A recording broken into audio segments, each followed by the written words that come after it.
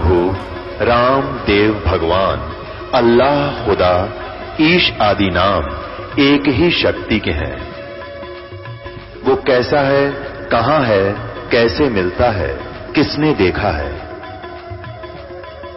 ये प्रश्नवाचक चिन्ह पूर्ण रूप से हटाने के लिए अवश्य सुनिए जगत गुरु तत्वदर्शी संत रामपाल जी महाराज के अमृत वचन, सर्व पवित्र धर्मों के पवित्र शास्त्रों के आधार पर। ऐसे अंतिम संस्कार किया हुआ एक 12-13 वर्ष की आयु का लड़के का शव आ रहा था उसी दरिया से।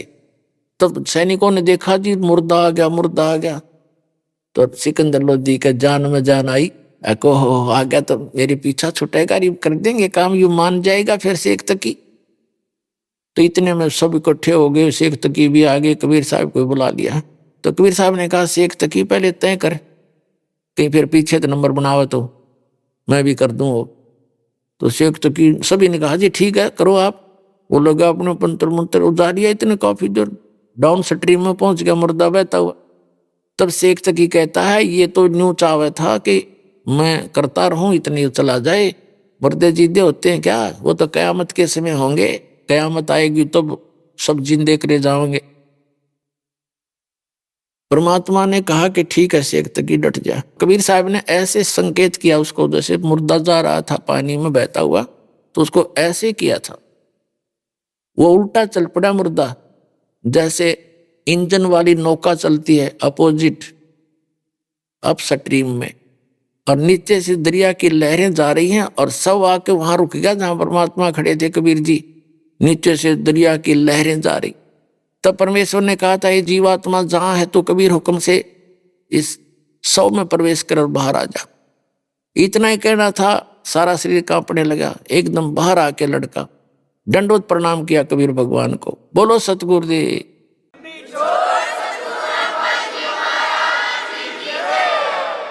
तो पुण्यात्मा उस शेख तकी तमान्या नहीं, उसके क्रम गणे फूट रहे थे, पर वहां जितने भी सैनिक उपस्थित थे सब ने देख कर ये करामात मालिक की चरणों में शीश रखा, नाम लिया। हजारों की संख्या में वहां दीक्षा ली और भी आसपास के लोग इकट्ठे हो गए थे गांव के।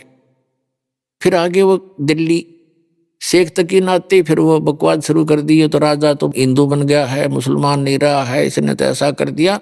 और भाई लोगों देखो हम इसकी परीक्षा ले लेंगे, अगर ये परीक्षा में सफल हुआ ये कबीर तो हम मान लेंगे ये अल्लाह है। तो मुसलमान सारे इकट्ठे कर लिए। उसने कहा जी क्या परीक्षा लोगे? कि इसको उबलते हुए तेल के कढ़ाई में डालेंगे, सरसों के तेल का कढ़ाई उबालेंगे, उसमें डाल देंगे। उस शेख तकी ने सोचा था पड़ते मर जाएगा, कटा टंटा तेरा इच्छा छूटेगा। सब इकट्ठे होकर आगे राजा के पास हा उल्ला कर दिया। राजा का इतना बेहोश है, जनता देखे बात उसका कोई पैर नहीं होते। राजा ने कहा क्या हो गया शेख तकी जी? पता चलने पर ऐसी कहानी है, ऐसा है। तो फिर चिंतित हो गया। कबीर साहब को राजा ने अपने महल में रखा हुआ था, अलग कमरे में। तो सबने वहीं आकर हा उल्ला कर दिया, नारे लगाने शुरू कर दिए। पता लगा परमेश्वर को। राजा चिंतित हुआ कि मैं लाया था इनको सुख देने के लिए, अरे नाक में दम कर दिया, इनको परेशान कर दिया, अब ये कढ़ाई में डालेंगे। परमात्मा अंतर्यामी थे, राजा से पूछा। राजा ने दुखी हृदय से बता दिया भगवान ऐसे ऐसे ये चाहते हैं और मैं नहीं आपको इनके हवाले करूंगा। परमात्मा बोले भाई बात सुन, मेरा इनका काम है, तू होने दे और कह दे इनको उबालने तेल, आप चिंता ना करो, होगा मेरे साथ हो जाएगा। मैंने तो ये मारेंगे छोड़ेंगे नहीं, मर जाऊंगा, तेरा तो राज बच्चा रहेगा। और सिकंदर फिर चुप हो गया। कढ़ाई सरसों का तेल उबाल दिया, ऐसे उबला जैसे चाशनी उबला कर चाय की, और हजारों लोग इकट्ठे हो गए दर्शक वहां पर। तो शेख तकी ने कहा कि उठाओ कबीर को और डाल दो कढ़ाई में उबलते हुए में। तो परमात्मा ने कहा आप चिंता ना करो, ये भी दिक्कत मैं आपको नहीं दूंगा, मैं आप पर बैठ जाऊंगा। परमात्मा जाके और कढ़ाई के अंदर बैठ गए, उबलते तेल के कढ़ाई सरसों का, और बैठ गया ऐसे यूं देख रहे चारों तरफ। अब शेख तकी ने सोचा इसमें तो भाई तो चढ़ भी ना होया कुछ भी, तो सब हैरान रह गए कि जला नहीं। तो शेख तकी कहता है इसने मंत्र से तेल की तासीर ठंडी कर दी। राजा ये जादू तंत्र जानता है। राजा ने सोची सिकंदर लोधी ने ले उंगली देकर देख लूं। परमात्मा ने कहा इसके कहने तक उंगली मत दे देना, इसमें खोजी नहीं पाओगी, नौका नो बड़ा है तेल। राजा ने सोची अब जब कबीर जी का बैठे इसका ना बिगड़ा, मेरा क्या दिक्कत आई। उन्होंने उंगली दे दी चेक टेस्ट करने के लिए। जितनी उंगली तेल में गई थी ना उतनी कट के दूर होगी। इतना गर्म तेज उबाल रखा था, लक्कड़ बाल बाल गए। राजा बेहोश हो गया, गिर गया। तो परमात्मा आया, उन्होंने उंगली पकड़ के खींच दिया, पूरी होगी जब वो होश में आया, जब उसकी पीड़ा खत्म हुई। और परमात्मा का कुछ भी नहीं हुआ। बोलो सतगुरुदेव।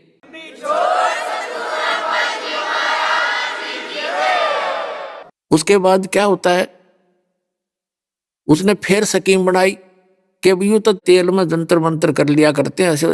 फिर उस स्कीम बनाई 5-4 दिन के अंदर कि राजा इसको ना जेरे कुएं में डालेंगे और ऊपर तो मट्टी डाल देंगे और भर देंगे, फिर देखेंगे कैसे। उन्होंने फिर ऐसे नारे लाते गए। परमात्मा ने कहा कोई बात ना राजन, इनको कर लेने दो जो ये करेंगे। तो राजा को ये हो गया था कि ये कुछ नहीं बिगाड़ सकेंगे इनका। उन्होंने कहा भाई ठीक कर लो। तो परमात्मा को ले जाकर जेरे कुएं में पटक दिया ऊपर से कबीर जी को, और ऊपर से मिट्टी, गोबर, छड़े, कांटेदार झाड़ी और भर दिया फल, क्योंकि हजारों की संख्या में ले जा रहा था अपने समर्थक शेख तकी।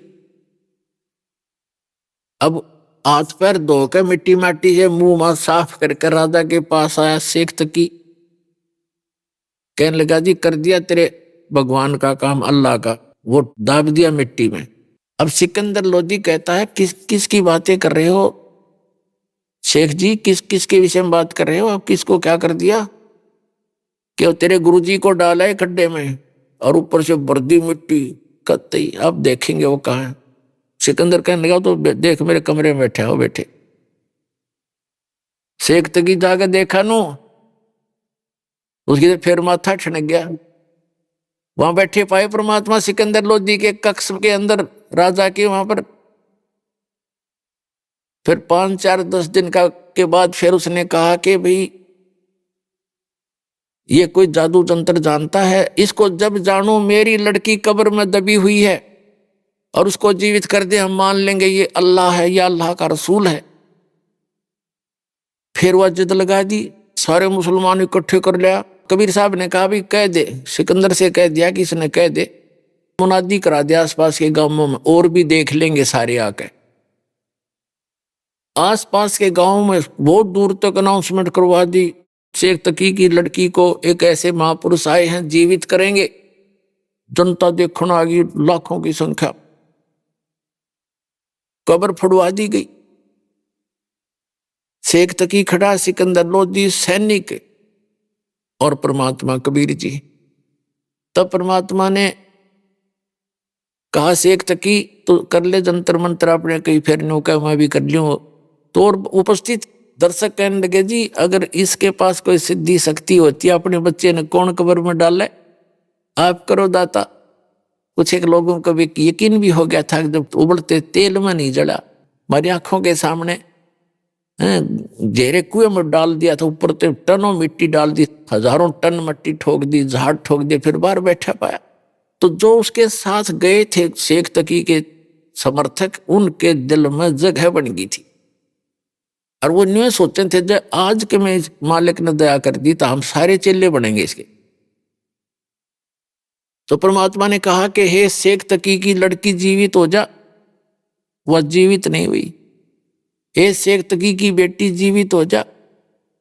लड़की नहीं जीवित हुई, कब्र फोड़ रखी थी, लड़की का शव वहां पर विद्यमान था। शेख तकी नाचन लग गया, भंगड़ा पा दिया उसने, खुशी मना रहा। अपनी बेटी के ना जीने की गम नहीं, कबीर साहब के हारने की खुशी मना रहा वो पशु। तो उसी समय परमात्मा ने कहा कि डट जा, तो शेख तकी शांति कर थोड़ी। तब कहा कि हे आत्मा जहां भी है तू, कबीर हुक्म से वापस आ जा, इस शरीर में प्रवेश कर। इतना ही कहा था मालिक ने। वो तो जान के कर रहे थे कि ना नाच कूद लेने दे, थोड़ा इसकी असलियत का पता लग जाएगा जनता को। इतने ही कहा था, लड़की में कंपन हुई सारे शरीर में, और एकदम लड़की खड़ी होकर के परमात्मा के चरणों में प्रणाम किया। बोलो सतगुरुदेव।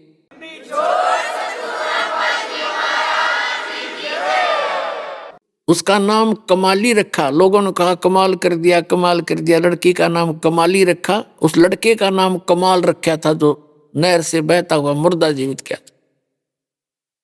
तो लड़की ने खड़ा होकर के 1.5 घंटे 2 घंटे तक प्रवचन किए।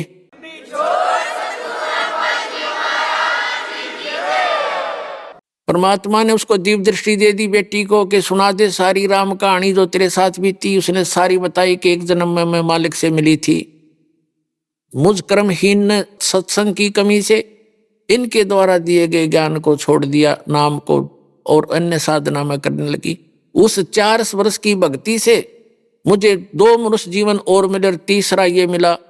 और मेरी ऐसी भी महिमा होगी थी, वो राबी हूं मैं, जिससे मक्का भी उठकर मेरे लिए आ गया था। और आज आगे मेरा मनुष्य जीवन शेष नहीं था, मुझे पशु जोनि में जाने की तैयारी थी। लेकिन ये समर्थ परमपिता वहां पहुंचे और धर्मराज से छुड़वा कर मुझे वापस लाए हैं। लोगों पकड़ लो चरण, ये अल्लाह अकबर आए हैं। लाखों लोगों ने नाम लिया। बोलो सतगुरुदेव की जय हो।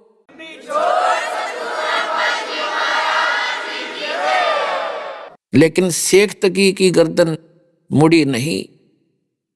उन्होंने तो कसम खा रखा कि हम एक अल्लाह के सामने शीश झुकाएंगे और के सामने नहीं। अल्लाह सामने खड़ा और टट्टू न झुकाओगे शीश, फिर सारे कुछ करके दिखा दिया फिर भी न गए अल्लाह को शीश झुकाएंगे। अरे भगवान सामने खड़े, अल्लाह अकबर है वो कबीर साहब। उस परमात्मा के पाने की वो सारी विधि दास के पास है, और अपना कल्याण कराओ। बोलो सतगुरुदेव।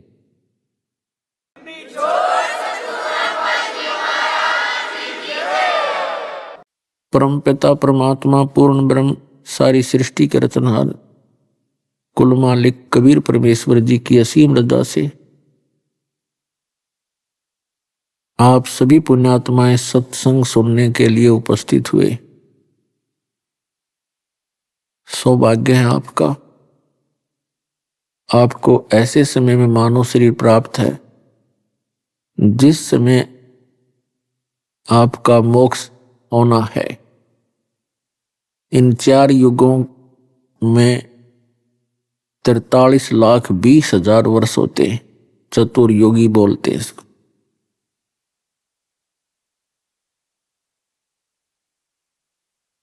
और उनके अंदर ये 1000-2000 वर्ष जो हैं अब यही मोक्ष के होते हैं। इस दौरान जिन पुण्यात्माओं के जन्म होंगे, मानव का जन्म होना भी एक बहुत ही कठिन काम है, सुदुर्लभ बताया, बहुत दुर्लभ है। मनुष्य जीवन प्राप्त हो जाता है तो संत सतगुरु मिलने अति दुर्लभ। और पुण्यात्माओं ये दोनों नंबर आपके पूरे हो गए हैं। मानव शरीर भी है और यथार्थ भक्ति मार्ग से परिचित ये दास भी आपको प्राप्त है। उसके लिए कहा है कि समझा है तो सर दर पाओ और बहुर नहीं रे ऐसा दाव।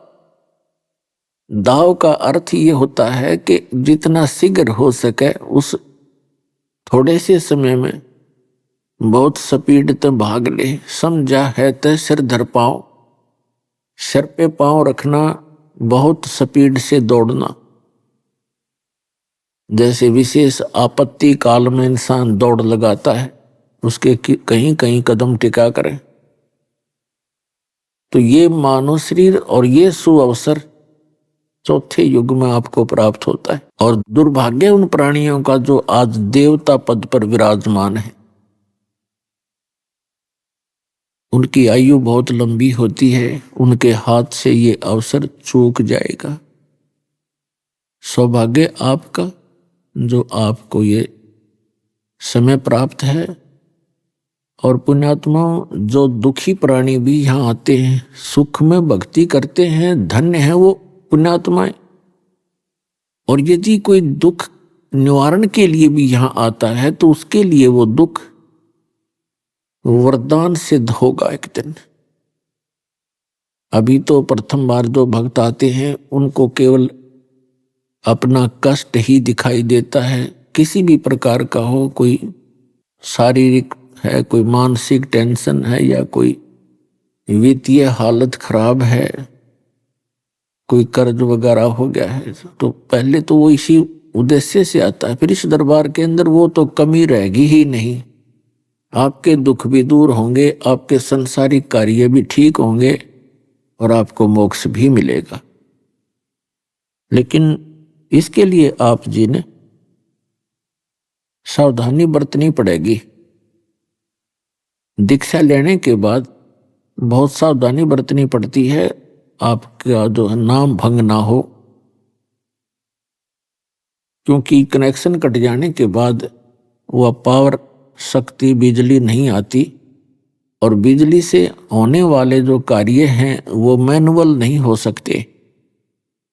जो काम बिजली करती है उसको हाथ से नहीं किया जा सकता, करेंगे तो उतना बेनिफिट नहीं होता। ठीक इसी प्रकार परमात्मा का कनेक्शन आपको दिया जाता है, यहां से आपको कनेक्शन नाम मिलते ही आपके घर पे भगवान की पावर पहुंच जाती है। आपके घर में बैठे वो शैतान भूत प्रेत पितर उनको जाते ही खदेड़ देते हैं परमात्मा, और फिर आप नाम नोम खंड करके फिर उनको फिर बुला लेते हो, जिस कारण से थोड़ा सा समय लग जाता है आपको सर्व सुख प्राप्ति में। तो जो पुण्यात्मा प्रारंभ में दृढ़ हो जाते हैं उनको तो उसी दिन से ही सब बेनिफिट शुरू हो जाएंगे। कोई बात नहीं, क्योंकि ऐसे समाज में रह रहे हो आप जो हमारी साधना से परिचित नहीं है, और वो कुछ विरोध भी करते हैं। एक सदस्य उपदेश लेकर जाता है, घर के 3 सदस्य विरोध कर रहे होते हैं उसका, लेकिन आप जिन्हें दृढ़ रहना पड़ेगा। दृढ़ रहोगे तो वो भी ठीक हो जाएंगे, क्योंकि सत्य के अंदर बहुत शक्ति होती है, वो अपना स्थान बनाकर छोड़ती है। परमात्मा पूर्ण ब्रह्म सारी सृष्टि के रचनहार कबीर परमेश्वर जी हैं। ये आपके सभी के पिता हैं। ये वो परमात्मा जिसके अंदर तुमेव माता च पिता तुमेव तुमेव बंधु च सखा तुमेव तुमेव विद्या च द्रविणम तुमेव तुमेव सर्वमम देव देव। और पुण्यात्मा अपने पिता माता अपने बच्चों को दुखी नहीं देख सकते, और ये वो समर्थ पिता है, इसके शब्द कोश के अंदर असंभव शब्द नहीं है। और फिर भी हम इसका लाभ नहीं उठा पाते हैं, तो हमारी अपनी ही त्रुटि होती है कि सतगुरु के दरबार में कमी काहे की ना, अंसा मौज नहीं पावता तेरी चूक चाकरी में। यदि किसी पुण्यात्मा को लाभ नहीं प्राप्त हो रहा है तो उसकी कोई सेवा, उसकी कोई मर्यादा में त्रुटि है, उसको सुधारो। और फिर देखना इस परमात्मा के रोज नए चमत्कार आपके घर में। पुण्यात्माओं, आप बालक हो, बच्चे हो, आप कोई पहली कक्षा का है, कोई दूसरी कक्षा का, कोई 6 महीने का, कोई 2 वर्ष का, कोई 5 वर्ष का। जो पुराने भक्त हैं उनके आप देख लो, वारे न्यारे कर रखे परमात्मा ने हर तरह से। आप बच्चे हो, आप बहुत भयंकर लोक में रह रहे हो, बहुत खतरनाक स्थान है ये। जिस भी संत ने इस स्थान का पता लगाया है उसकी तो फिर स्थिति ही दूसरी हो गई। उन्होंने तो यहां से निकलने की ही चेष्टा की, औरों को भी कोशिश की जगाने की, समझाने की, लेकिन हमने काल की भांग घनी पी रखी है, और ये हमें जल्दी सी इस परमात्मा के ज्ञान को ग्रहण नहीं करने देती। लेकिन परमात्मा की शक्ति हमारे साथ रहती है, और एक दिन सफलता प्राप्त होती है। साथ परमात्मा रहते हैं तभी हम इस काल के इस जाल से निकल सकते हैं और इसे संघर्ष कर सकते हैं। ये मानव शरीर इतना कीमती बता रखा है प्रत्येक संत ने, जो महापुरुष हैं, जो परमात्मा से परिचित हुए, और प्रत्येक सदग्रंथ है। परमात्मा ने कहा कि मानुष जीवन दुर्लभ है, ये मिले न बारंबार, जैसे तरवर से पत्ता टूट गिरे। वो फिर नहीं लगता डर। मानुष जन्म पाके जो नहीं रटे हरि नाम, और जैसे कुआ जल बिना फिर बनवाया क्या काम। मनुष्य जीवन प्राप्त करके जो भक्ति नहीं करते, वो ऐसा शरीर है उनका जैसे जिस कुएं में, जिस कूप के अंदर जल ना हो। उसका नाम भले कूप है, कुआ है, लेकिन उसमें गुण कुएं के नहीं। ठीक इसी प्रकार मनुष्य शरीर प्राप्त प्राणी यदि परमात्मा की भक्ति नहीं करता है तो उसका नाम मनुष्य अवश्य है, लेकिन काम मनुष्य के नहीं है। इसके अतिरिक्त जो भी कार्य हम करते हैं वो पशु पक्षी भी करते हैं। बच्चों के अंदर ममता, उनका बच्चों की का जनन प्रजनन, फिर उनका पोषण करना, पालन करना, फिर उनके अंदर ममता, ये तो पशु पक्षियों के अंदर भी विद्यमान है। यदि हम यहीं तक सीमित हैं तो पशु और पक्षी में और मनुष्य के कर्तव्य में कोई अंतर नहीं, कोई भिन्नता नहीं। यदि मनुष्य जीवन का इतना ही क्रम होता तो मनुष्य बनाने की परमात्मा को आवश्यकता ही नहीं थी। ये शरीर भी विशेष है, इसका काम भी विशेष है। उस काम से हम बिल्कुल अपरिचित हो गए, और जिन पुण्यात्माओं के अंदर तड़फ बनी तो काल ने भ्रमित कर दिया, ये नकली संत पंथ चलाक है। तो पुण्यात्माओं, अब वो दया हुई है उस परम पिता की, यथार्थ भक्ति मार्ग आपको प्राप्त हुआ है, और यथार्थ वो तत्व ज्ञान आपको प्राप्त हुआ है। आपको सबसे पहले भगवान ने शिक्षित किया। अभी तक ये संत जितने भी नकली पंथ या धर्मगुरु, ये अपनी अपनी दंत कथा सुनाया करते थे, और जो भी शीघ्रता से, स्पीड से संस्कृत बोल देता था, हम उसके साथ लग जाते थे कि ये बड़ा विद्वान होगा। अरे भले आदमी, शास्त्र हमारे वही हैं, सदग्रंथ का ज्ञान एक जैसा होना चाहिए यदि किसी को समझ है तो। यदि वो हमारे धर्मगुरु सदग्रंथों से परिचित होते तो उनके भिन्न भिन्न प्रकार के वचन ही नहीं होते, एक जैसी बातें होती सबकी। और सदग्रंथों को ना समझकर कोई विष्णु जी को सुप्रीम पावर बताते थे, कोई ब्रह्मा जी को, कोई शंकर जी को, कोई दुर्गा के गुण गाते थे, कोई गणेश जी की महिमा सुनाते थे, कोई हनुमान जी की ही महिमा सुनाते थे। तो इसको कहते हैं स्थिर ज्ञान ना होने से भ्रमित थे। श्रीमद् भगवत गीता अध्याय नंबर 2 के श्लोक नंबर 53 में कहा कि अर्जुन, जिसमें तेरी बुद्धि भिन्न भिन्न प्रकार के भ्रमित करने वाले वचनों से हटकर एक तत्व ज्ञान पर स्थिर हो जाएगी, एक परमात्म ज्ञान पर स्थिर हो जाएगी, तब तू योग को प्राप्त होगा, तब तो तेरी भक्ति प्रारंभ होगी। नहीं तो कोई ना कोई डगमग आपको करता ही रहेगा। तो पुण्यात्मा, अब आपको वो तत्व ज्ञान मिला है कि इस ज्ञान को सुनने के बाद आप डगमग नहीं हो सकते, ऐसी सेट हो जाएगी बुद्धि आपकी, फिर आपको कोई भ्रमित नहीं कर सकता। और भक्ति तभी बनती है। तो परमात्मा हमें याद दिलाते हैं, राम नाम रटते रहो, राम नाम रटते रहो, जब तक घट में प्राण, कबू तो दीन दयाल के भनक पड़ेगी कान। राम रटत कोढ़ी भलो, चू चू पड़े जो चाम, वो सुंदर शरीर किस काम, कहा जा मुख नहीं नाम। राम रटत दारिद्र भलो, टूटी घर की छान, वो सुंदर महल किस काम के, जहाँ भक्ति नहीं भगवान। कबीर जे व्या तो आए भली, जो रट हरि नाम, नहीं तो काट के फेंक दियो, ये मुख में बोलो ना चाहूं। परमात्मा की भक्ति की कितनी महिमा बताई है, परमेश्वर ने स्वयं आकर के ज्ञान दिया है।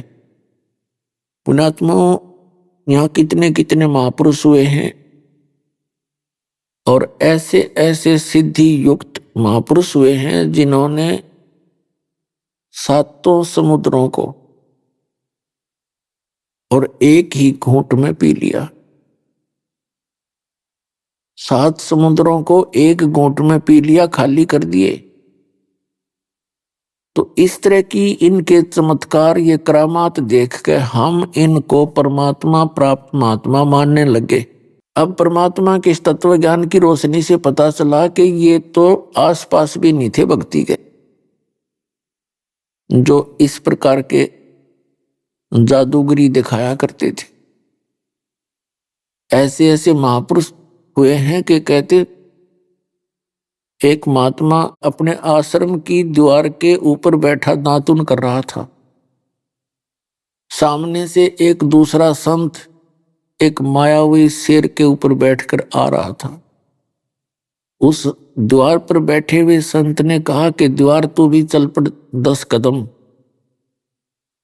स्वागत के लिए। कहते वहां द्वार ही चल पड़ी।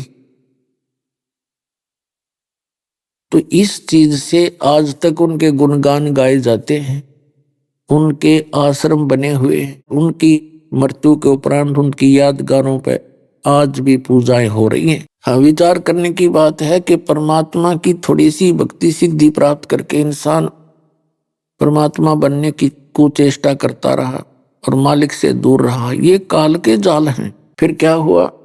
अब जिस परमात्मा ने ये पूरी पृथ्वी घुमा रखी, सब ब्रह्मांड चला रखे, हम उसकी भक्ति क्यों ना करें? इसको हम समझ ही नहीं पाए। इतनी बड़ी शक्ति जिस पृथ्वी पर बैठकर हम छोटी मोटी चमत्कार दिखा भी रहे थे, और जिस परमात्मा ने पृथ्वी घुमा रखी फुल स्पीड से,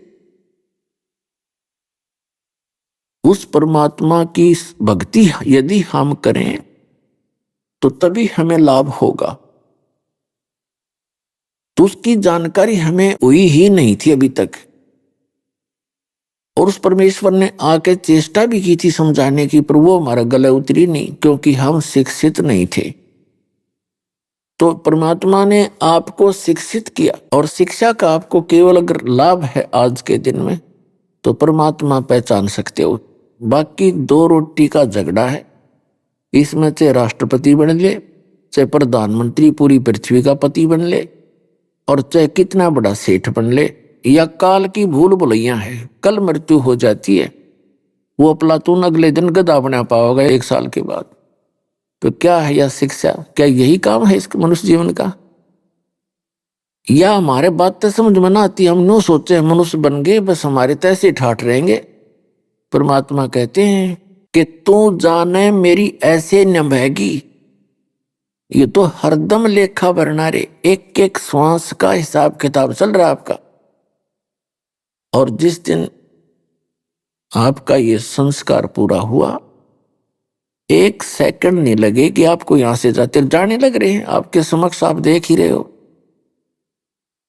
तो जिस दिन आप इस परमात्मा के ज्ञान से परिचित हो जाओगे, फिर आपको यो लोक ऐसा दिखाई देगा, आपकी जान का झाड़ दिखाई देगी, आपने यहाँ की संपत्ति जिसके लिए आप दिन रात लगे रहते हो।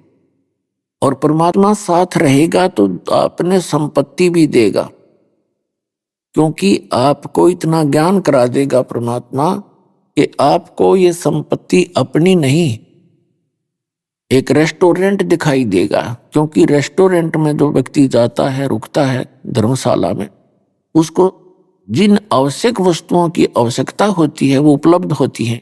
उसको ये भी पता होता है कि ये तेरी नहीं है, उनका प्रयोग वैसे ही वो किसी तरह कर रहा है, आराम से लेट रहा है, बैठ रहा है, खाना खा रहा है, कुर्सी लगी है, उसको मालूम है ये तेरी नहीं है और तू ले जा नहीं सकता, तो उसमें मोह हो ही नहीं सकता, होता ही नहीं उसका। जिस दिन वो चलना है छोड़कर चल पड़ता है, देखता भी नहीं उधर। तो इस तत्व ज्ञान से आपको ऐसी स्थिति आ जाएगी, जिस घर में, जिस महल में आप रह रहे हो, आपको रेस्टोरेंट दिखाई देगा और चलते समय आपकी ममता उसमें रह नहीं की, क्योंकि आपको पहले ही पता था कि ये अपना नहीं है। हमने यहाँ रहने के लिए जो आवश्यक वस्तुएं हैं वो परमात्मा ने हमें उपलब्ध करा रखी है, और ये लोक पराया है, ये घर दूसरा है, हम यहाँ के नहीं हैं, हम तो मेहमान हैं कुछ चंद दिनों के। दास ये स्थिति लाना चाहता आपकी बुद्धि की, जिस दिन, क्योंकि अभी तो आप बालक हो, बताया कोई पहली कक्षा का, कोई दूसरी का, किसी ने 2 वर्ष नाम लिए हुए, किसी ने 1 वर्ष, किसी ने आज ही प्राप्त हुआ है। तो जिस दिन आपको नाम मिला है, आपका जन्म है इस भक्ति मार्ग में। अब तक आप कहीं भी साधना कर रहे थे, वो भक्ति थी नहीं, आपको काल ने भूल भुलैया कर रखी थी, वो जहां जिन संतों के पास आप थे। तो यहां आने के बाद फिर कुछ दिनों के बाद आपको जो आवश्यक वस्तुएं हैं वो तो आपको इतनी दे देगा परमात्मा, आपका समझ में नहीं आएगी, और फिर अब ये ज्ञान आपके साथ रहेगा। ये ज्ञान नहीं होता आप धोखा खा जाओगे, इतनी माया मिल जाती है। फिर आपकी चेष्टा यही रहेगी कि ये फिर दोबारा जन्म हो गया तो फिर लंबी कहानी हो जाएगी। तो इसलिए परमात्मा हमें याद दिलाते हैं, मन तू सुख के सागर बस रे भाई, और ना ऐसा यस रे, कि उस सुख के सागर में चल, यहाँ की इस फोकट महिमा में तो भ्रमित ना हो। जैसे कोई प्रधानमंत्री बन गया, ठीक है, उस पुण्यकर्मी प्राणी का कोई संस्कार पुण्य अधिक है, प्रधानमंत्री बन गया, और यदि वो भक्ति नहीं कर रहा तो आज हमने उसके सत्र का पता है वो कैसा प्राणी है, अगले जन्म में उसके साथ क्या बीतेगी, हमें वो आगे की दिखाई देती है। उन बच्चों को जो खिलौनों से खेल रहे हैं, कोठी बना ली, फैक्ट्री बना ली, मंत्री मुख्यमंत्री बन गए, चाहे सारी पृथ्वी का पति बन जा, जब भक्ति नहीं है तो एक अन्य का जीव नहीं। वो इस भक्ति मार्ग से तोल कर देखेंगे, जिस दिन परमात्मा के पैमाने से नापेंगे। कहते हैं अगम निगम को खोज ले बुद्धि विवेक विचार, और उदय अस्त का राज मिले तो बिन नाम बिगाड़। परमात्मा कहते हैं जरा सी बुद्धि से काम लेकर देख प्राणी, यदि भक्ति नहीं है, सतनाम सच्चा नाम तेरे पास नहीं है, सत भक्ति नहीं है, उदय अस्त का राज मिले तो बिन नाम बिगाड़। जो व्यक्ति सत भक्ति नहीं करता है और चाहे सारी पृथ्वी का राजा हो जावे, वो बेगार कर रहा है। बेगार किसे कहते हैं? जैसे पुराने समय में पहले हमने वो याद है वो बातें, जैसे ये 3 व्हीलर चले थे बड़े बड़े पेट्रोल के, तो हमारे गांव से दूसरे निकटतम एक स्टेशन था, वहां तक जाया करते थे, बस स्टैंड। एक दिन उनमें से एक साथी नहीं आया, 2 चलते थे। वो दूसरे ने पूछा कि कल क्यों नहीं आया, क्या कारण हो गया? उसने बताया कल मैं बेगार में फंस गया। बेगार में, बेगार कैसी होती थी? ये पुलिस वाले पहले इनके पास कोई जीप जाप होया नहीं करती थानों में, ये ऐसे किसी के व्हीकल न पकड़ लेते जो किराए पर चला करते। सारा दिन वो अपने पल्ले से तेल डलवाता, व्हीकल वाला, जीप वाला या 4 व्हीलर 3 व्हीलर वाला, और सारा दिन इधर उधर पता नहीं कहाँ तक ले जाते उसको। सारी सुबह शाम को, सुबह पकड़ते, शाम न रात न छोड़ दिया करते।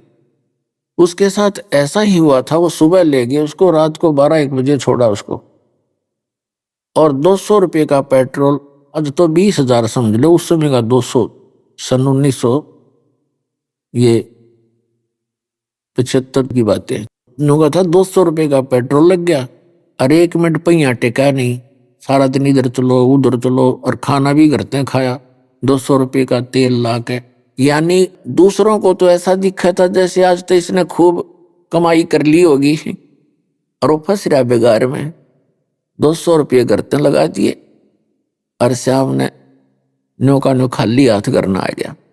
तो यहां बताते हैं जो आज आपको भक्तिहीन प्राणी, चाहे प्रधानमंत्री है और चाहे वो मुख्यमंत्री है और चाहे पूरी कितनी बड़ी फैक्ट्री का स्वामी है, वो ऐसा व्यक्ति समझो जैसे बेगार कर रहा हो, 1 मिनट की फुर्सत नहीं, सारा दिन वो चाहे कितना आपको लगता है उसके आगे पीछे बड़ी चहल पहल रहती है, पर वो अपने जीवन का नाश कर रहा है, बेकार करने लग रहा है।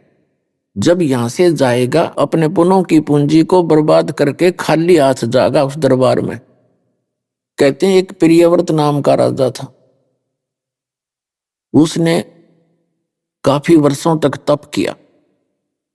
उस तप के बदले में उसको अगले जीवन में राजा बना दिया। जब उसका राज्य का समय पूरा हुआ, यमदूत आए उसको लेने के लिए। तब उसने कहा कि यमदूतों, मुझे थोड़ा सा समय और दे दो।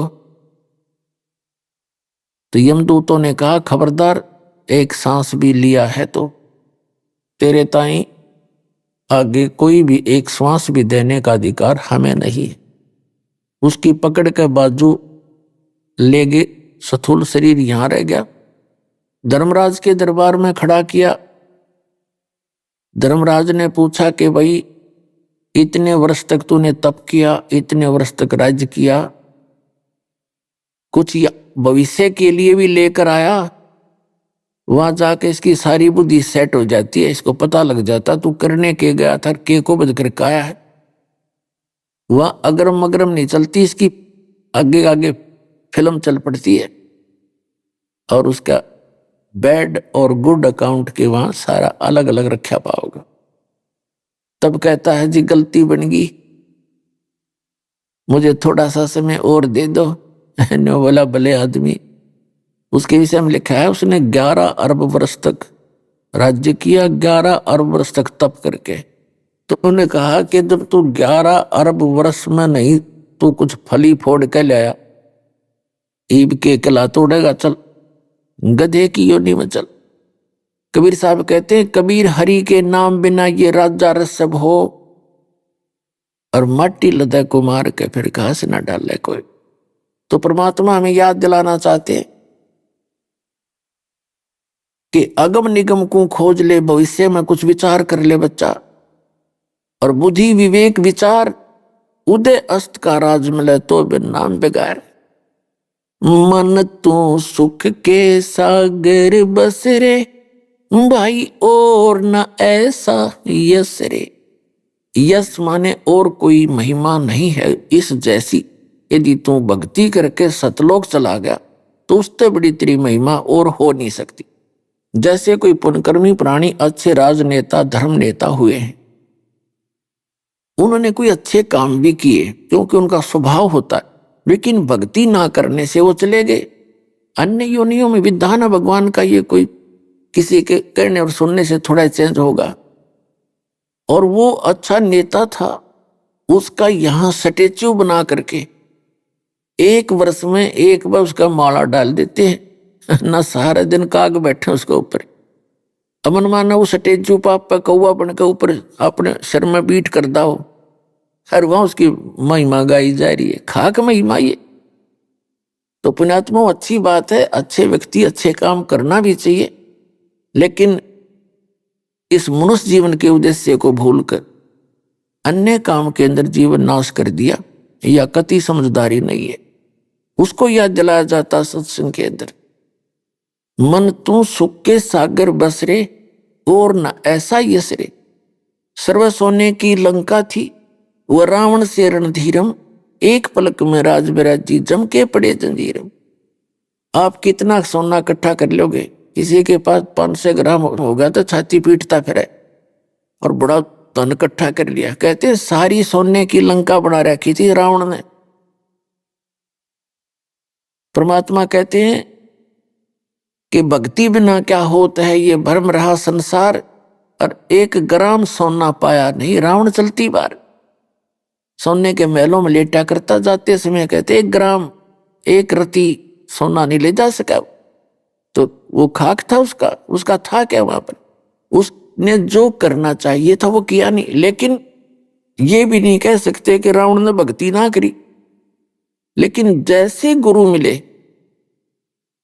अपने आत्मा मानव का दोष नहीं, भक्ति मार्ग के जितने धर्म गुरु नकली है, असली धर्म गुरु तो असली काम किया करते। ये नकली जो धर्म गुरु है, इनको स्वयं नहीं पता तुम कि उआ बाई बकरे और इतने अनमोल जीवन को नाश करने जा रहे पुण्यात्माओं के।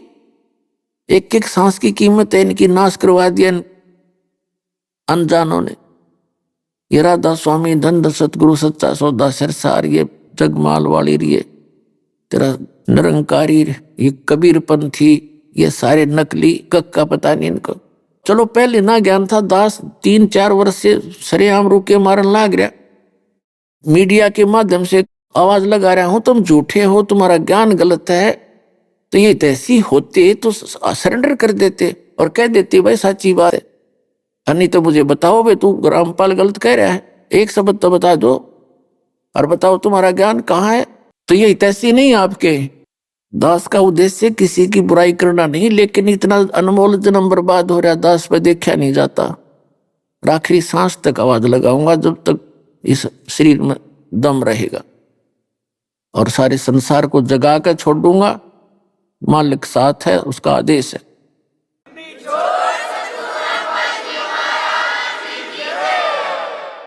जब आपको ज्ञान होगा नींद आनी बंद हो जाएगी आपको।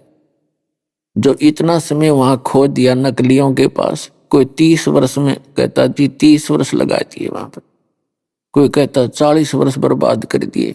अब आज उनको बर्बाद दिखाई देता वो समय वास्तव में, और पहले उसको परम धनी मान के उन संतों के चिपके बैठे थे। तो पुण्यात्माओं कोई बात नहीं, इस काल ने बड़े बड़ों को धोखा दे दिया, पर अब दास के साथ परमात्मा है जिसने यू काम करना ही करना है, ये समय है निर्धारित। इन संतों ने एक दिन सरेंडर करना पड़ेगा, ना वहां कोई नहीं रहेगा, पब्लिक यहां आलेगी सारी, अपना कल्याण कराऊंगी।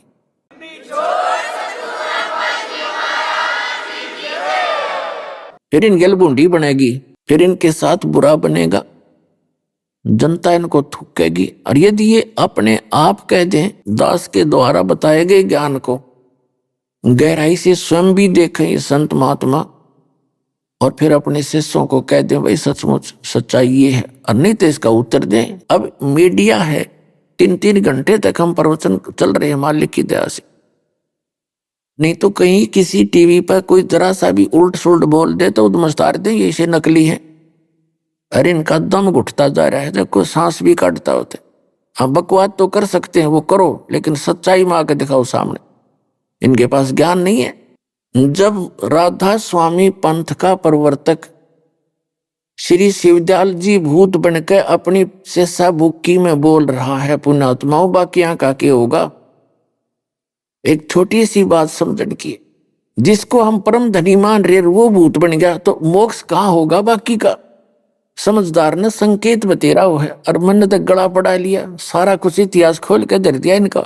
इन सतनाम का पता नहीं, न सतलोक का पता नहीं, सचखंड का पता नहीं, वो सार नाम, वो सतनाम, वो सतपुरुष, वो सतलोक खक है इनके पास। और 5 नाम काल के जाप करवा रहे। जितने भी कबीर पंथी हैं किसी के पास भी भक्ति मार्ग नहीं है, कख भी नहीं उनके पास, क्योंकि परमात्मा ने कहा था कि काल ने मेरे से कहा था कि मैं 12 पंथ नकली चलाऊंगा, इन 12 के अतिरिक्त अन्य और अनेक पंथ चलाऊं या विद जीवों को भरमाऊं। तो फिर भगवान ने कहा था कि जब 5505 वर्ष बीत जाएंगे कलयुग के, उस समय मैं अपना हंस भेजूंगा, और उस समय तक ये सभी नकली पंथ संत महंत अपना जो कुछ इन्होंने कहना सुनना है अपनी बड़ी बड़ी पुस्तक बनाकर सेट हो चुके होंगे, और उनके अनुयायी भी इस बात से परिचित होंगे हमारे गुरुजी क्या नाम देते हैं और क्या ज्ञान देते। फिर हम उन्हीं सदग्रंथों से आप जी को, उन पुण्यात्माओं को रूबरू कराएंगे, सच्चाई दिखाएंगे। तो इसलिए आपको पहले परमात्मा ने शिक्षित किया। सन 1947 में भारत आजाद हुआ, उससे पहले शिक्षा नाम की चीज नहीं थी भारतवर्ष में। और 8 सितंबर 1951 में दास का जन्म हुआ। उसके बाद एकदम कितना परमात्मा की दया से बूढ़ों तक को पढ़वा दिया भगवान ने। और फिर देखो आपके, फिर ये कैसे इंस्ट्रूमेंट उपकरण बनवा दिए। ये आपके लिए बने हैं कि ताकि आप आंखों देख सकें कि सच्चाई क्या है। प्रोजेक्टर के माध्यम से, डीवीडी के माध्यम से आप टीवी चैनलों के माध्यम से घर बैठे भगवान के बच्चे इस ज्ञान को समझेंगे। ये सारा मालिक ने बनवाया था ना, बाकी तक को बधाई सारी गंदे से गंदी फिल्में चलाई जाती हैं, सारा दिन मानव को भ्रमित करने के लिए करैक्टर बिगाड़ने का सारा इसका प्रयोग किया जा रहा है। जबकि ये दिया भगवान ने इसलिए है कि तुम भगवान को पहचानो, सदग्रंथों से रूबरू हो, परिचित कहो। जो भी संत, जो भी धर्म अपने ग्रंथ से पर आधारित है, उसी ग्रंथ के माध्यम से दास दिखा रहा है कि आपके धर्म ग्रंथ ये बता रहे हैं और आपके गुरु जी ये बता रहे हैं। अभी आपने सुने संत रामपाल जी महाराज के मंगल प्रवचन। आइए अब सुनते हैं संत रामपाल जी महाराज से नाम दीक्षा लेकर सतभक्ति करके अद्भुत लाभ प्राप्त करने वाले अनुयायी के विचार। दर्शकों, हर व्यक्ति एक ऐसा जीवन जीना चाहता है जिसमें सांसारिक सुख के साथ साथ आर्थिक और मानसिक शांति भी हो। लेकिन इस सुख की खोज में अक्सर मनुष्य ऐसे रास्तों पर चले जाते हैं जो उन्हें अंधेरे की ओर ले जाता है। बदायूं उत्तर प्रदेश के निवासी रघुवीर सिंह जी की कहानी भी कुछ ऐसी ही है। रघुवीर जी हिंदू धर्म में प्रचलित सभी पूजा पाठ किया करते थे। इनकी जिंदगी तब बदली जब इन्हें संत रामपाल जी महाराज की शरण मिली। दर्शकों, आइए जानते हैं कि आखिर रघुवीर जी ने सभी भक्ति साधनाएं त्याग कर संत रामपाल जी महाराज की शरण क्यों ग्रहण की। सुनते हैं रघुवीर जी की कहानी, उन्हीं की जुबानी। नमस्कार सर। सत साहब सर। सर क्या नाम है आपका? मेरा नाम है रघुवीर सिंह भारती। रघुवीर जी आप कहाँ से हैं? जनपद बदायूं उत्तर प्रदेश से। रघुवीर जी, संत रामपाल जी महाराज से नाम दीक्षा आपने कब ली? सर मैंने संत रामपाल जी महाराज जी से नाम दीक्षा 7 अगस्त सन 2014 में ली थी। संत रामपाल जी महाराज से नाम दीक्षा लेने से पहले क्या आप कुछ भक्ति साधना भी करते थे? सर संत रामपाल जी महाराज जी के शरण में आने से पहले मैं शुरू से ही मतलब धार्मिक प्रवृत्ति का रहा हूँ और पूजा पाठ में विशेष मेरी रुचि रही है। लेकिन मेरे लिए सही ज्ञान नहीं था। जो जैसा मुझसे कह देता था मैं उसी की पूजा करने लगता था। कोई मुझसे कहता था कि शंकर जी की पूजा करो कि ये सबसे बड़े देवता हैं, उनकी पूजा करने लगा। कोई कहता कि हनुमान जी की करो तो उनकी पूजा करने लगा। जो जैसा कह देता था मैं सबकी पूजा करने लगता था। लेकिन मेरे लिए किसी तरह का कोई भी मुझे शांति नहीं मिली और ना ही मेरे लिए कोई लाभ मिला। और जितनी मैंने पूजा पाठ करी उतनी ही मेरे लिए अशांति रही। मेरे घर में हर समय कलेश रहता था और मेरी आर्थिक स्थिति बहुत ज़्यादा ही गिरती जा रही थी। तो इसलिए अब मेरी स्थिति इतनी ख़राब हो गई थी कि मैं ये सोच रहा था कि क्या करूं, मैं किसकी पूजा पाठ करूं कि जिससे कि मेरी मतलब काम मेरा सही चलने लगे या अच्छा होने लगे। तो जिससे मैं कहीं कहीं कुछ बाबाओं के पास भी गया, जो साधु महात्मा आते थे उनको अपना हाथ भी दिखाता था और उनसे मैं पूछता भी था कि साहब मेरा काम नहीं चल रहा है और मैं बहुत ही ज़्यादा परेशान हूँ। तो वो कभी कहते थे कि आप दुर्गा माँ की पूजा करो, तो मैं दुर्गा माँ की पूजा करने लगता था। तो कभी कहते हनुमान जी की पूजा करने लगता था। एक बार क्या हुआ, मैं काम की तलाश में गया था हिमाचल प्रदेश में। वहाँ पर मैं काम कर रहा था तो मैं मंगल का व्रत रखता था। एक दिन मेरा मंगल का व्रत था तो जहाँ पे मैं रहता था वहीं पे ही एक निरंकारी पंथ से जुड़े हुए थे। तो वो शाम के टाइम में वो खाना खा रहे थे। तो उन्होंने मुझसे कहा कि खाना खा लो। तो मैंने कहा नहीं, मैं आज खाना नहीं खा सकता। वो बोले क्यों, ऐसा क्या है, आज खाना क्यों नहीं खा सकते? मैं बोला कि आज मेरा मंगलवार का व्रत है। बोले व्रत? बोले ये क्या होता है? मैंने कहा व्रत क्या होता है? मैंने कहा हनुमान जी की मैं पूजा करता हूँ तो मैं व्रत कर रहा हूँ। बोले इससे आपको क्या लाभ मिल रहा है? अब मैंने लाभ क्या मिल रहा है, मैंने जिस दिन मैं इनका व्रत करता हूँ उस दिन मेरा मन शांत तो नहीं रहता, लेकिन मुझे पता नहीं, मुझे गुस्सा सी हमेशा रहती है, मुझ पर सवार रहती है। तो क्या आपने कोई गुरु बनाया? मैंने कहा गुरु बनाने की हमें क्या ज़रूरत है, हम कोई गलत काम नहीं करते, कोई चोरी नहीं, डकैती नहीं, कोई बेईमानी नहीं, कोई गलत काम नहीं करते, हमें क्या करना गुरु बनाने की? तो बोले कि नहीं, अपने जीवन में कल्याण के लिए गुरु तो बनाना बहुत ज़रूरी है। तो हमने फिर बताओ किन को गुरु बनाएं, कौन है ऐसा? बोले कि बोले हमारे वहाँ हर संडे के लिए वहाँ पर सत्संग होता था निरंकारी बाबा का, तो वो लोग वहाँ जाते थे। तो उन्होंने हमसे कहा कि बोले आप भी चलना हमारे साथ। हम कहे चलो ठीक है, हम चलते हैं। जब वो उनका सत्संग था वो हमें साथ में लेके गए तो हम उन्हीं को ही हम अपने मन में उन्हीं के प्रति आस्था रखने लगे थे, निरंकारी बाबा के। सर संत रामपाल जी महाराज से नाम दीक्षा लेने के बाद क्या आपको कुछ लाभ भी प्राप्त हुए? एक हमारे पास में एक भगत रहते हैं संतोष दास, तो वो हमारे यहाँ अखबार डालने आते थे। तब वो हमारे यहाँ आते थे तो थोड़ी देर हमारे यहाँ बैठते भी थे। तो जब हम संत उनके निरंकारी बाबा के सत्संग में जा रहे थे उससे पहले वो हमारे घर पे पहुंच गए। ये मालिक की ही कृपा रही थी। तो उन्होंने मेरे लिए संत रामपाल जी महाराज जी का ना तो मैंने कभी नाम सुना था और ना ही मैं जानता था। मैं सिर्फ कबीर साहब के लिए एक संत के रूप में जानता था। तो उन्होंने मुझे बताया कि बोले वहाँ जाने से कोई लाभ नहीं है, वो तो एक निराकार को उसको मानते हैं, लेकिन परमात्मा साकार है, सहशरीर, और उसका नाम कबीर है। बोले सारे सदग्रंथों में इसका प्रमाण है। और संत रामपाल जी महाराज ही ऐसे हैं जो इस लोक में जो पूर्ण संत हैं, जो पूर्ण ब्रह्म परमात्मा की जो भक्ति बताते हैं। आप उनसे नाम दीक्षा लीजिए, तभी आपके जो भी कष्ट हैं वो आपके दूर होंगे। फिर वहाँ पे मेरा थोड़ा मन वहाँ पर बदल गया, मैं फिर वहाँ उस सत्संग में नहीं गया। फिर मैंने उनसे कहा कि ठीक है, बोले आप कब जाओगे वहाँ संत रामपाल जी महाराज जी के आश्रम में, मुझे भी लेके चलो, मैं भी नाम दीक्षा लूँगा।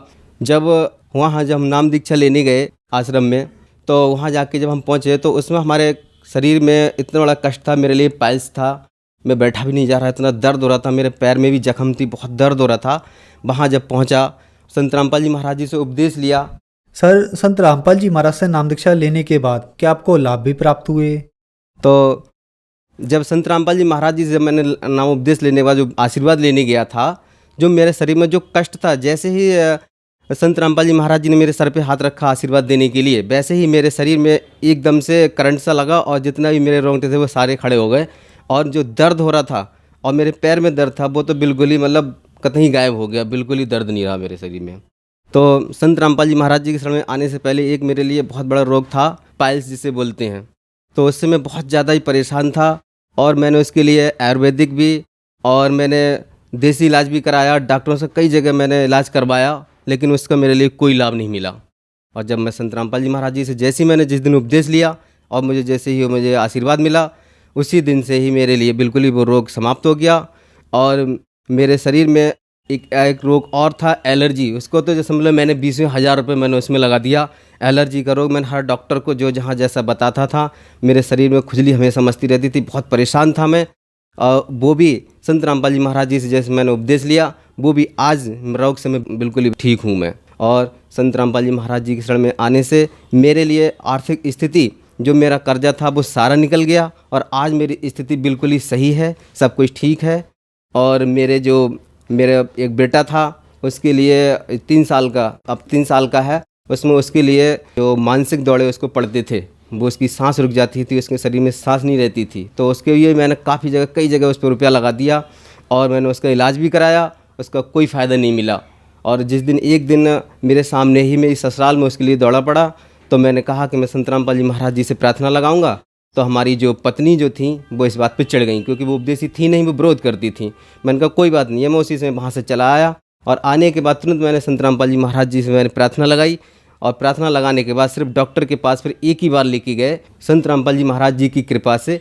उस दिन से उसके लिए उस डॉक्टर के पास लेके नहीं गए हैं, उसी दिन से बिल्कुल ही सही है। एक बार ऐसा हुआ कि मेरी बेटी थी करीब 6 साल की, तो वो अपनी नानी के घर पे थी और वो रोड जब पार कर रही थी, बच्ची थी, खेल रही थी, उसका एक्सीडेंट हो गया। जब उसका एक्सीडेंट हुआ, जैसे ही मैं घर पे रेमेडी कर रहा था, मैं दोपहर की रेमेडी करने के बाद जैसे ही रेमेडी समाप्त हुई, तैसे ही मेरा फ़ोन आया कि बेटे का एक्सीडेंट हो गया। मैंने कहा हे मालिक, ये क्या हुआ? परमात्मा आप ही जानो, आप ही की वो आत्मा है प्रभु। हम वहाँ पहुँचे, इस पर कृपा करो मालिक, ना तो बदनामी प्रभु आपकी ही होगी प्रभु, आप ही जानो। जब उसका पूरा शरीर का जब चेकअप कराया, तो संत रामपाल जी महाराज जी की कृपा से उसके अंदरूनी कोई भी खरोंच नहीं थी, जरा सी ऊपर चोट आई थी। एक दिन एक लाभ ये हुआ, हमारी जो पत्नी जो थी वो जुड़ी तो थी नहीं, और जो छत के ऊपर जो जीना था, जीने के ऊपर 2 टैंक रखे हुए थे, टैंक पे जो ढक्कन के ऊपर जो सीमेंट वाली ईंट रखी थी, अब वो नीचे पानी भर रही थी, बंदर उस पर चढ़ा, अब ऊपर से ईंटें जो गिरी वो बिल्कुल हमारी जो पत्नी जो थी उनके सर पर आकर के गिर रही थी। ये भी संत रामपाल जी महाराज जी की कृपा से वो बची थी। अभी कुछ दिन पहले मेरे लिए एक हार्ट अटैक हुआ था अभी, तो मेरे लिए ऐसा लग रहा था कि अब शायद मेरी अब ज़िंदगी अब है ही नहीं यहाँ से, अब मेरे तो प्राण निकल ही जाएंगे, मुझे तो ऐसा लग रहा था। मैंने संत रामपाल जी महाराज जी को मैंने प्रणाम किया, मैंने प्रसाद लिया और मैंने फिर अमृत जल लेके मैंने परमात्मा के लिए मैंने अपने दृढ़ संकल्प किया और मैंने प्रार्थना लगाई कि प्रभु आप ही जानो परमात्मा, अब जैसा भी है आप कृपा करो प्रभु, मैं तो बहुत ज़्यादा ही परेशान हूँ। तो परमात्मा ने मेरे ऊपर ऐसी कृपा करी, बंदी छोड़ सतगुरु रामपाल जी महाराज जी ने, कि उस दिन मैं पूरी रात आराम से सोता रहा और सवेरे के लिए मैंने सोचा कि मैं जाके मैं कहीं जांच करा लूँ। मैं डॉक्टर के यहाँ गया तो डॉक्टर ने मेरी ईसीजी करी और ईसीजी बिल्कुल ही नॉर्मल आई और मेरे हार्ट का मतलब एक्सरा भी किया, एक्सरा बिल्कुल ही मतलब सही आया। तो मैंने डॉक्टर से पूछा, मैंने डॉक्टर साहब बताइए क्या है, मुझे बताओ क्या दिक्कत है। तो डॉक्टर साहब बोले देख तुझे कोई बीमारी तो है ही नहीं और ना ही तुझे कोई रोग है और ना ही तुझे कोई दिक्कत है, मैं तुझे दवाई दी तो दूँ किस बात की। तो मैंने कहा फिर मेरी ये दर्द क्यों हो रहा? बोले मैं दर्द की दवा दिए दे रहा हूँ। तो ये संत रामपाल जी महाराज जी की ही कृपा थी उस दिन जो मेरी ज़िंदगी बचा दी। और संत रामपाल जी महाराज जी की कृपा से मेरे लिए आज बहुत ही लाभ मिल रहे हैं। मेरी आर्थिक स्थिति भी सही है। सर क्या काम करते हैं आप? मैं पहले तो प्राइवेट टीचर था, मैं स्कूल में पढ़ाता था। संत रामपाल जी महाराज जी से नाम उपदेश लेने के बाद में एक कंपनी थी जो अपने घरों में लगते हैं RO, उस कंपनी में मैंने वैकेंसी निकली, उसमें मैंने अप्लाई किया। तो संत रामपाल जी महाराज जी की कृपा से मेरा उसमें सिलेक्शन हो गया। सिलेक्शन होने के बाद आज मालिक ने मेरे आज वो ठाट कर रखे हैं कि मेरे लिए आज किसी के सामने हाथ फैलाने की ज़रूरत नहीं होती। पहले मेरी ये कंडीशन थी कि मेरे लिए चीज़ भी उधार नहीं मिलती थी, क्योंकि वो सोचते थे कि अगर इनको उधार दे देंगे तो ये पैसे नहीं दे पाएंगे। तो मेरे लिए पैसे ना तो उधार मिलते थे ना कोई चीज़ उधार मिलती थी। लेकिन आज बंदी छोड़ सतगुरु रामपाल जी महाराज जी की कृपा से मेरे लिए किसी के सामने हाथ फैलाने की ज़रूरत नहीं पड़ती। और आज परमात्मा की कृपा से सब कुछ मेरा सब कुछ सही सलामत सब ठीक चल रहा है। और मेरे घर वाले भी विरोध नहीं कर रहे हैं। पहले घर में हमारी जो पत्नी थी वो भी हर समय लड़ती रहती थी, आगे तुम कुछ करते नहीं, खर्चा कहाँ से होगा, क्या करें क्या नहीं करें, वो भी हमेशा लड़ती रहती थी। अब वो भी नहीं लड़ती हैं और उन पर भी मालिक ने दया कर रखी थी, उन्होंने भी उपदेश ले रखा है। रघुवीर जी, आप एक पढ़े लिखे व्यक्ति हैं और संत रामपाल जी महाराज के बारे में कहा जाता है कि संत रामपाल जी महाराज देवी देवताओं की भक्ति छुड़वाते हैं। क्या ये बात सही है? संत रामपाल जी महाराज से नाम दीक्षा लेनी होगी तो देवी देवताओं की भक्ति छोड़नी होगी? ये लोग जो कहते हैं कि संत रामपाल जी महाराज देवी देवताओं की भक्ति छुड़वाते हैं, या तो वो उनको ज्ञान नहीं है इस चीज़ का, और ज्ञान होने के बावजूद अगर वो कहते हैं तो इस बात को वो गलत कहते हैं। संत रामपाल जी महाराज तो किसी भी देवी देवता की भक्ति कभी नहीं छुड़वाते। वो तो सिर्फ हर देवी देवता की हमारे लिए शास्त्र अनुकूल साधना बताते हैं कि सारे देवी देवताओं की पूजा पाठ कैसी क्या है, उनकी साधना क्या है, उसे शास्त्रों के अनुकूल ही बताते हैं। आज हमारा समाज सारा पढ़ा हुआ, सभी समाज पढ़े लिखे हैं। अगर जो ये कहते हैं कि संत रामपाल जी महाराज के देवी देवताओं की भक्ति छुड़वाते हैं, तो वो अपने शास्त्रों के लिए खोल के देख सकते हैं। हमारे 4 वेद, 6, 7, 18 पुराण, गीता, कुरान, बाइबल, गुरु ग्रंथ साहब, इन सभी को खोल के देख सकते हैं। पहले उनका ज्ञान देखिए तो सही, क्या उनका ज्ञान सदग्रंथों से मिलता है या नहीं मिलता है। कि सच्चा संत जो होता है ना, सच्चे संत की वही पहचान होती है जो प्रमाण सहित ज्ञान देता है। हमारे संत रामपाल जी महाराज जी का ज्ञान जो है प्रमाणित है। और जितने भी धर्मगुरु हैं, किसी का भी ज्ञान सदग्रंथों से नहीं मिलता, वो सिर्फ लोग वेद सुनाते रहते हैं। हमारे संत रामपाल जी महाराज जी का एक एक शब्द हमारे सदग्रंथों से प्रमाणित है। हमारे संत रामपाल जी महाराज किसी भी देवी देवता की भक्ति नहीं छुड़वाते, बल्कि उनके लिए शास्त्र अनुकूल साधना बताते हैं। रघुवीर जी, जो श्रद्धालु आज आपको देख रहे हैं, आप उन्हें क्या कहना चाहेंगे? संत रामपाल जी महाराज, ये पूरे 21 ब्रह्मांड में एक ही संत ऐसा है जो हमारे लिए शास्त्र अनुकूल साधना बताता है। और यही एक ऐसी साधना है, इस साधना करने से ही हमारा जो जन्म और मरण का जो रोग है वो इसी से ही कटेगा। बाकी किसी भी साधना से, किसी भी भक्ति से नहीं कटेगा। सिर्फ सद्भक्ति ही ऐसी है जिससे हमारा जन्म और मरण का रोग कटेगा। मैं सभी से मेरी हाथ जोड़ के प्रार्थना है कि सभी संत रामपाल जी महाराज जी का ज्ञान समझो और उनसे नाम दीक्षा लो। नाम दीक्षा लेके सद्भक्ति करके और अपने यहाँ से जन्म मरण का रोग से छुटकारा पाके सतलोक चलो, जहाँ हम सतलोक में पहले रहते थे। सर, संत रामपाल जी महाराज से नाम दीक्षा कैसे ले सकते हैं? चैनल पर संत रामपाल जी महाराज जी का सत्संग आता है, उस पर नीचे एक पीले रंग की पट्टी चलती है। उस पर जितने जो नामदान सेंटर जो खुले हुए हैं, उन पे फ़ोन करके नाम अपने पास के जो नामदान सेंटर हैं उनकी जानकारी ले सकते हैं। वहाँ जाकर के संत रामपाल जी महाराज जी से नाम दीक्षा ले सकते हैं। सर, धन्यवाद आपका। सत्सई।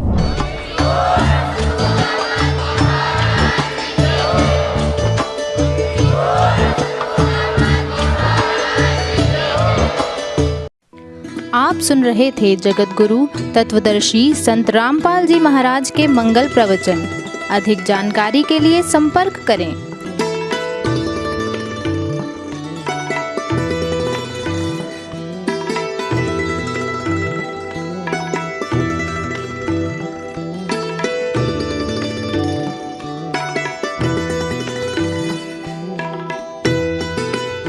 जगत गुरु तत्वदर्शी संत रामपाल जी महाराज जी के पावन सानिध्य में भक्ति की अलख जगाने तथा श्रद्धालुओं को सत्य भक्ति मार्ग का रास्ता दिखाने हेतु कनाडा के लोकप्रिय channel the TV NRI channel पर जगत गुरु तत्वदर्शी संत रामपाल जी महाराज जी के मंगल प्रवचनों का प्रसारण प्रतिदिन सुबह 7:30 बजे से 8:30 बजे तक तथा रात्रि 7:30 बजे से 8:30 बजे तक किया जा रहा है। इस सत्य भक्ति मार्ग को अपनाने के लिए अधिक से अधिक सत्संग प्रसारण देखें। इस सत्संग प्रवचन का सीधा प्रसारण संत रामपाल जी महाराज लाइव सत्संग YouTube चैनल और जगत गुरु संत रामपाल जी महाराज Facebook पेज पर भी देख सकते हैं।